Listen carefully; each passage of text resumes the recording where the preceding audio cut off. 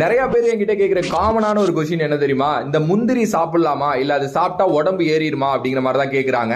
முந்திரி சாப்பிடுறது ரொம்ப ரொம்ப நல்லதுங்க. கண்ணை மூடிக்கிட்டு டெய்லி 3ல இருந்து 5 முந்திரி வரைக்கும் சாப்பிடுங்க.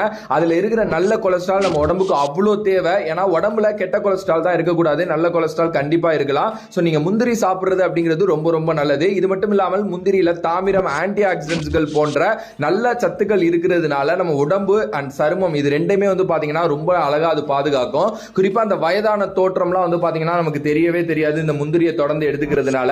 அதே மாதிரி மெக்னீசியம் குறைபாடு பல உடல்நல பிரச்சனைகளுக்கு வழிவகுக்கும் அப்படிங்கிற மாதிரி சொல்லுவாங்க.